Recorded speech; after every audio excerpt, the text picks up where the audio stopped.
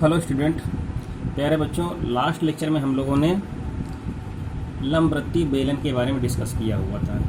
बेलन, ठीक, जिसको हम लोग बोलते हैं जनरली ऐसे सामान्यतः बेलन बोलते हैं, और इसको सही से सही फॉर्मेट में हम लोग क्या कहते हैं, लंबवृत्तीय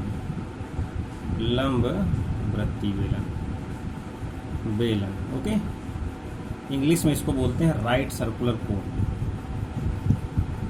right circular cone, sorry cylinder, cone नहीं सिलेंडर। ओके, ये आज के लेक्चर में हम लोग क्या करेंगे, लंबवृत्तीय, जैसे वो लंबवृत्तीय बेलन था, आज हम लोग लंबवृत्तीय शंकु के बारे, ऐसे जनरली तो शंकु बोलते हैं, ये है ना, लेकिन इसको सही से क्या बोलते हैं, लंबवृत्तीय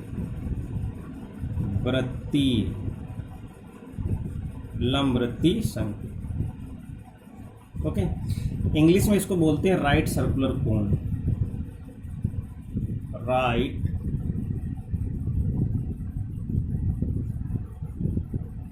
राइट सर्कुलर कोन। ओके, तो इसी के कॉन्सेप्ट के बारे में देखते हैं, और इसके जितने भी सवाल क्वेश्चंस होंगे, प्रॉब्लम्स होंगी, उनको हम लोग सॉल्व करेंगे। तो सबसे पहले बात करते हैं इसकी डिफिनीशन, परिभाषा। इसकी डिफिनीशन क्या होगी, अगर कोई भी, पहले आप लोग समझ लीजिएगा, कोई भी अगर ये क्या है, ये समकोण त्रिभुज है। क्या है? समकोण त्रिभुज है। अब ये समकोण त्रिभुज को, समकोण त्रिभुज की चाहे ये अक्ष ले लें, चाहे ये अक्ष ले लें, कोई भी एक्सिस ले लें, ठीक है, उनमें से किसी एक भुजा को अक्ष मान लें, एक्सिस। अगर इसी को हम लोग अक्ष मान लेते हैं, यानी इसी को एक्सिस मान लेते हैं, तो इसी एक्सिस के परिता अगर ऐसे से घुमा दें तो ये क्या बन जाएगी, ये, यानी कि जैसे ये है, अगर ऐसे है तो इसको ऐसे ऐसे घुमा देना, तो क्या आप लोग ट्राई कीजिएगा, जैसे कोई भी इस तरीके से कागज़ का टुकड़ा लीजिए, बनाइएगा, और बनाने के बाद क्या कीजिए, उसको एक यहाँ पे एक जगह पे फ्री कर दीजिएगा, कहीं पर भी, उसको ऐसे ऐसे घुमा दीजिएगा। जब घुमाएंगे इस तरीके से ऐसे ऐसे, तो क्या बन जाएगी, वो एक शंकु बन जाएगा। ठीक, तो इसकी परिभाषा भी ऐसे ही है। कहने मतलब ये है, कोई भी समकोण त्रिभुज अगर इस तरीके से हम लोग बनाते हैं समकोण त्रिभुज, उन समकोण त्रिभुज में से अगर ये ABC है, ये A है और ये B है, ठीक, इसका कुछ नाम दे देते हैं, चाहे O नाम दे दें। तो अगर ये OB को अक्ष मान लें, ये अक्ष मान लें, ठीक, इसको एक्सिस मान लें, इस एक्सिस के परिता OB को क्या कर दें हम लोग, ऐसे करके ऐसे घुमा दें। ठीक, कैसे, इस तरीके से ऐसे है तो ये इस तरीके से पूरा राउंड घुमा दें, तो क्या हो जाएगी, इधर से फोल्ड हो जाएगा, इधर से फोल्ड हो जाएगा, तो इस तरीके से ये ऐसे इधर बन जाएगा और ये बन जाएगी शंकु। ठीक, तो यहाँ से जब ये O बन जाएगा तो ये क्या हो जाएगी, ये वृत्ताकार हो जाएगा, तो ये रेडियस हो जाएगी, ये इसकी हाइट हो जाएगी, ये ऊंचाई यहाँ से यहाँ तक, और इसको हम लोग बोलेंगे स्लैंट हाइट या तिर्यक ऊंचाई या तिरछी ऊंचाई। इसको हम लोग क्या बोलेंगे, इसकी वैल्यू पाइथागोरस थ्योरम्स का यूज़ करके इसकी वैल्यू कितनी हो जाएगी, r² + h²। ओके, ये है, बस इतनी चीज़ों को आप लोग ध्यान में रखेंगे, और आगे हम लोग क्या करेंगे, शंकु में हम लोग निकालते क्या क्या है। सबसे पहले अगर कोई भी अगर शंक्वाकार कोई भी वस्तु दी हुई है, शंक्वाकार कोई भी बर्तन दिया है, तो वहाँ पे क्या करते हैं, सबसे कौन कौन सी चीज़ें हम लोग फाइंड आउट करते हैं। एक तो शंकु का आयतन निकालते हैं, ठीक, क्या निकालते हैं, शंकु का आयतन निकालेंगे, और शंकु का आयतन, और उसमें लैंग्वेज का फॉर्मेट दूसरा हो सकता है, कभी कभी किसी भी क्वेश्चन में डायरेक्ट नहीं दिया हुआ होता है कि शंकु का आयतन निकालना ही है, तो क्वेश्चन देखेंगे, हम लोग समझेंगे, और आप लोग भी उसको जो है समझने की कोशिश करना। एक तो ये हो गया, शंकु का आयतन हो गया, फिर उसके बाद हो गया शंकु का वक्र पृष्ठ, जिसको हम लोग बोलते हैं क्या बोलते हैं, कर्व सरफेस, CS बोलते हैं। क्या बोलते हैं, CS को क्या बोलते हैं, वक्र पृष्ठ, वक्र पृष्ठ, और हिंदी में बोलते हैं कर्व सरफेस।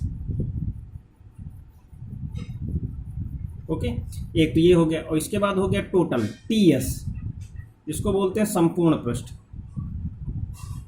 संपूर्ण पृष्ठ, इंग्लिश में बोलते हैं total surface, total surface. Okay, संपूर्ण पृष्ठ। अब टोटल सरफेस में क्या होता है, टोटल सरफेस में क्या होता है, ये जो संपूर्ण पृष्ठ होता है इस वक्र पृष्ठ में पाई आर स्क्वायर ऐड कर देंगे। क्या प्लस कर देंगे? पाई आर स्क्वायर, नीचे का आधार जो होगा उसी को ऐड कर देंगे। इन सब के फार्मूलों को एक एक करके देख लेते हैं। जो आयतन होगा वृत्त शंक्वाकार वस्तु का वो क्या होगा? बेलन के आयतन का 1/3 होता है। तो बेलन का आयतन कितना था? पाई आर स्क्वायर था, पाई आर स्क्वायर एच। तो ये इसका क्या हो जाएगा? 1/3 पाई आर स्क्वायर एच हो जाएगा। ठीक है। फिर उसके बाद शंकु के पृष्ठ की बात अगर हम लोग करें, सी एस को अगर देखेंगे कर्व सरफेस को, तो क्या हो जाएगा? Pi r L. ठीक। एल की वैल्यू क्या होती है? तो अगर यहाँ पे लिखेंगे, सिंस एल की जो वैल्यू कभी कभी डायरेक्ट दिया हुआ होता है, अगर नहीं दिया है तो वहाँ पे ऊंचाई और त्रिज्या तो दी हुई होगी, वहाँ से क्या करेंगे? इस एल को फाइंड आउट कर लेंगे। टी एस की बात करें, जैसा कि मैंने बोला है कि सी एस प्लस जो वृत्त का क्षेत्रफल होता है, तो यहाँ से क्या हो जाएगा? Pi r l and plus pi r square. अगर चाहें तो वैल्यू सब्स्टिट्यूट कर दें, तो यहाँ से अगर हम लोग आर पाई आर कॉमन भी कर लें तो यहाँ से कितना हो जाएगा? एल प्लस आर क्या हो जाएगा? ये हमारा टी एस हो जाएगा। ठीक है। तो इस तरीके से कुछ क्वेश्चन, कुछ बेसिक क्वेश्चंस उठाते हैं और कुछ थोड़ा सा स्टैंडर्ड क्वेश्चनों को देखने की कोशिश करते हैं और आप लोग समझने की कोशिश करना। किसी भी क्वेश्चन में कोई प्रॉब्लम हो तो कमेंट बॉक्स में जरूर लिख देना। ठीक है। और आप लोग वीडियोस को शेयर करते रहिएगा और शेयर करने के साथ साथ अगर आप लोगों ने चैनल को सब्सक्राइब नहीं किया है तो सब्सक्राइब भी कर लीजिएगा। ठीक। देखते हैं, यहाँ पे लिखा हुआ है एक शंकु का पहला क्वेश्चन हम लोग लेते हैं। कह रहा है शंकु का आयतन ज्ञात करना है, हमें आयतन फाइंड आउट करना है और गिवन क्या क्या है? इसकी ऊंचाई गिवन है, ऊंचाई कितनी दी है? 35 सेंटीमीटर। ठीक। और व्यास दिया है, व्यास मतलब डायमीटर दिया है। कितना दिया हुआ है डायमीटर? यहाँ पे दिया है डायमीटर 12 सेंटीमीटर, सॉरी कितना दिया? 24 सेंटीमीटर। ठीक है, ये दिया। तो यहाँ से डायमीटर दिया हुआ, तो यहाँ से हम लोग आर फाइंड आउट कर सकते हैं। आर कितनी हो जाएगी? डायमीटर की आधी हो जाएगी। तो यहाँ से आयतन हमें निकालना है। तो वी नो दैट, हमने अभी डिस्कस किया है कि जो आयतन होता है शंकु का 1/3 पाई आर स्क्वायर एच होता है। तो यहाँ पे क्या करेंगे? 1/3 पाई की वैल्यू हम लोग 22/7 रख देंगे और आर की वैल्यू कितनी दी है? 12। तो यहाँ से 12 स्क्वायर, 12 × 12, और एच कितनी दी हुई है? 35 दी हुई है, रख देंगे। यहाँ से 7 पन्ना 35 कट जाएगा। ठीक है। और 3 से इसको भी कट जाएगा, 3 चौक 12। तो ये कितना हो जाएगा? 5 चौक 20 हो जाएगा और 22 दून 44। ठीक, 440 यहाँ से हो जाएगा और ये कितना है? 12।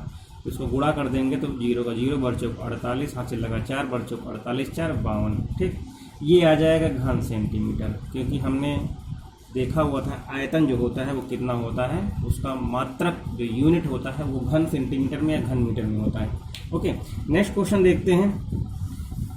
किसी भी क्वेश्चन में अगर थोड़ा सा अगर आपको लगता है कि फिर से समझना चाहिए तो उसको आप लोग बैक करके भी देख सकते हैं। लिखा है एक शंक्वाकार डेरा है, एक डेरा है, कैसा है? कोनिकल है, शंक्वाकार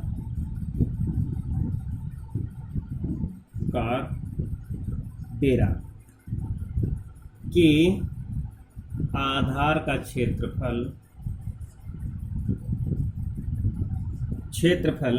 कितना दिया है? आधार का क्षेत्रफल 154 सेंटीमीटर स्क्वायर। ठीक, 154 वर्ग मीटर है, वर्ग मीटर। ठीक है, तथा उसकी ऊंचाई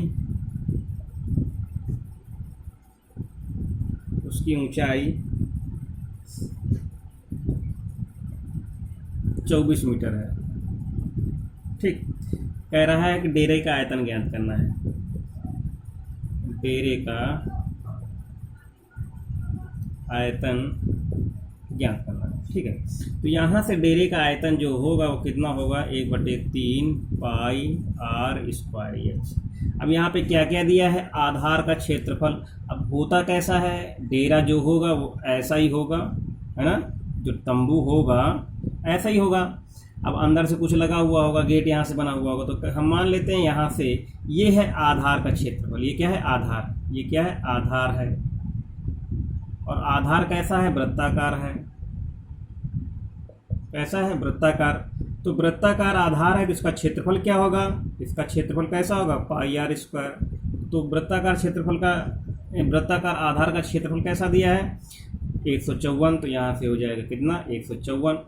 पाई की वैल्यू 154 इधर रख देते हैं, इसकी वैल्यू 22/7 रख देते हैं, यहाँ पे आर स्क्वायर कर देते हैं। अब यहाँ से काटते हैं 11 दूना 22 और कितना हो जाएगा 11 एकम 11 और 11 चौक 44। ठीक है, अब इसको काट देते हैं तो कितना हो जाएगा 2 सत्ते 14, ये हो जाएगा कितना 7 सत्ते 49। तो यहाँ से आर स्क्वायर की वैल्यू आ जाएगी 49। तो यहाँ से आर कितना निकल कर गया है 7। ओके, त्रिज्या कितनी हो जाएगी 7 सेंटीमीटर, इसको हम लोग साफ कर देते हैं। अब यहाँ पे ध्यान देने वाला है आयतन 1/3, पाई की वैल्यू 22/7 और आर की वैल्यू 7 × 7 और ऊंचाई दी है 24 सेंटीमीटर ना, इसको रख देते हैं। अब यहाँ से 7 से 7 कटा 3/24। ओके, अब ये कितना हुआ, इसका इसे मल्टीप्लाई कर देते हैं 22 × 7 × 8 गुणा कर दो। इसको करें तो यहाँ 8 दूना 16 और 8 दूना 16 1 17, यानी 22 8 176 और ये 7 7 7 7 6 42, यहाँ से लगा 4 7 7 49 49 4 53, यहाँ से लगा 5 7 एकम 7 7 5 12। ओके, तो 1232 ये कितना हो जाएगा घन मीटर। ठीक है, आई होप समझ में आ रहा होगा, आप लोग समझने की कोशिश भी कर रहे होंगे। नेक्स्ट क्वेश्चन पे आते हैं। बहुत ही सिंपल और इंटरेस्टिंग और कॉन्सेप्चुअल क्वेश्चन है। क्या कह रहा है नेक्स्ट क्वेश्चन में, ये कह रहा है शंक्वाकार एक शंकु की ऊंचाई, शंकु की ऊंचाई जो यानी से क्या है शंकु है, हम लोग शंकु के बारे में बात कर रहे हैं। इसकी ऊंचाई कितनी दी है 28 सेंटीमीटर। ठीक, और आधार की त्रिज्या हो चाहे त्रिज्या हो, जनरली त्रिज्या कितनी दी हुई है, वो दी है 21 सेंटीमीटर। अब कह रहा है यहाँ पे वक्र पृष्ठ यानी सी एस यानी कर्व सरफेस में फाइंड आउट करना है। तो सी एस को हम जानते हैं, सी एस कितना होता है पाई आर एल होता है। तो यहाँ से हम लोग एल को कैलकुलेट कर लें, तो एल इक्वल टू कितना हो जाएगा R square plus H square. तो यहाँ से कितना हो जाएगा, आर की वैल्यू कितनी है 21 है, तो 21 का स्क्वायर एंड एच है तो ये कितना हो जाएगा 28 का स्क्वायर। ठीक है, इन दोनों का स्क्वायर करेंगे तो स्क्वायर करने बाद 21 की वैल्यू पता है कितनी होती है, 21 की वैल्यू 21 का स्क्वायर 441 होता है, और इसकी जो वैल्यू होती है वो 784 होती है ना। ठीक है, इसकी 28 की, तो दोनों को जोड़ दो, 4 1 5 और 8 4 12 1 13 और 7 4 11 1 12, 1235 आएगा। और 1235 नहीं, 8 4 12 4 1 5, यहाँ पे 2 होगा 1225। और 1225 किसका स्क्वायर रूट है, 1225 किसका स्क्वायर है, 1225 का स्क्वायर रूट क्या होगा 35 होगा। ठीक है, कितना होगा 35, यहाँ पे रख दो, एल की वैल्यू कितनी आ गई 35 आ गई, और पाई की वैल्यू रख दो 22/7, आर की वैल्यू दी हुई है 21 सेंटीमीटर, एल की वैल्यू 35। तो चाहे 7 पन्ना 35 काट दो, चाहे 7 21 काट दो, किसी को भी काट दो ना। तो यहाँ से अगर काटेंगे तो 21 पंचे या यहाँ से 22 पंचे 110 हो जाएगा। ठीक, 21 × 110 गुणा कर दो, तो यानी 11 एकम 11 और 11 दूना 22 1 23, और यहाँ से ये 0 2310 वर्ग सेंटीमीटर ये आएगा वक्र पृष्ठ शंक्वाकार का। ठीक है, आगे बढ़ते हैं।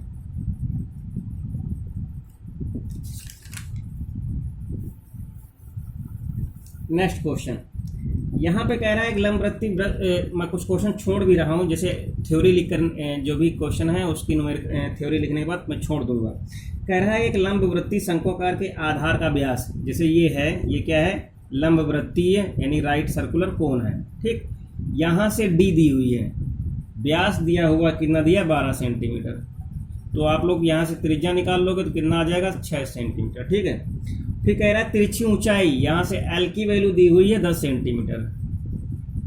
यहाँ से क्या क्या करना है, टी एस निकालना है यानी कि संपूर्ण पृष्ठ, और सी एस निकालना है। ठीक, तो यहाँ से सी एस पाई आर एल हो ही जाएगा, आर दिया है और एल दिया है, पाई की वैल्यू रख दोगे। अब यहाँ पे टी एस वाले में अब जब आर दिया है तो यहाँ से क्या करोगे, एल इक्वल टू कितना दिया हुआ है रूट के अंदर आर स्क्वायर एन प्लस एच स्क्वायर।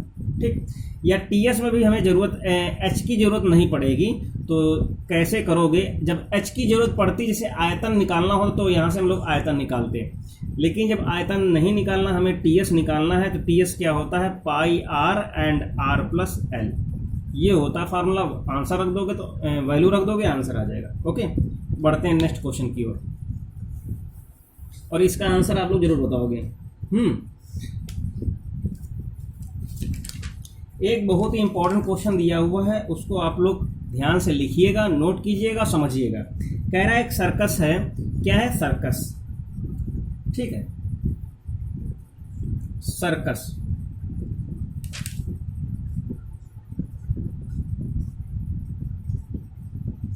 इस सर्कस में एक तंबू है,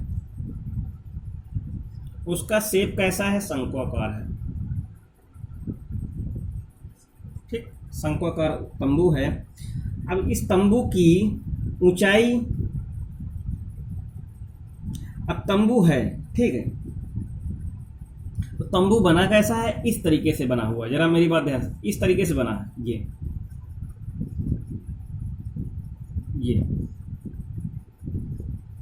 ये बना हुआ तंबू। अब कह रहा है कि 4 मीटर ऊंचाई तक बेलनाकार है, तो यहाँ तक क्या है, जो है यहाँ तक क्या है, बेलनाकार है। ये कैसा है, बेलनाकार,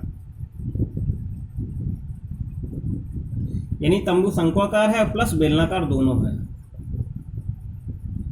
बेलनाकार। ओके, दोनों तरह से बेलनाकार भी है, शंक्वाकार भी है। तो 4 मीटर ऊंचाई तक क्या है, बेलनाकार है, ठीक। फिर उसके बाद ये शंक्वाकार है, यहाँ से इसके 4 मीटर के आगे क्या है, शंक्वाकार है। व्यास कह रहा है जितना व्यास यहाँ होगा उतना व्यास यहाँ होगा। कहने मतलब जो पूरा तंबू है उसकी त्रिज्या कितनी है, उसका व्यास दिया हुआ है 105 मीटर, तो त्रिज्या कितनी हो जाएगी, 105/2, ठीक, क्या हो जाएगा, मीटर। शंख की जो शंक्वाकार शेप है उसकी तिरछी ऊंचाई कितनी दी हुई है, वो 40 मीटर है। ये जो है ये क्या है, 40 मीटर है, ठीक। और फिर है यहाँ पे ये कह रहा है कि जो पूरा कैनवास होगा, जो इसमें पूरा कैनवास लगेगा, जो इसमें कपड़ा लगेगा कैनवास का, जो कैनवास है, कैनवास का क्षेत्रफल ज्ञात करना है। क्या ज्ञात करना, क्षेत्रफल ज्ञात करना है। और फिर कह रहा है कि 15 रुपये प्रति मीटर की दर से, प्रति मीटर की दर से खर्च बताना है कैनवास लगाने का, ठीक, ये खर्च बताना है। और ये भी कह रहा है कैनवास की जो चौड़ाई है, कैनवास की चौड़ाई, कैनवास की इसकी चौड़ाई कितनी दी हुई है, चौड़ाई दी हुई है 1.5 मीटर। मैं सबको समझाऊंगा, 1.5 मीटर, ठीक, बात समझ में। इसको पहले आप लोग नोट डाउन कर लीजिएगा।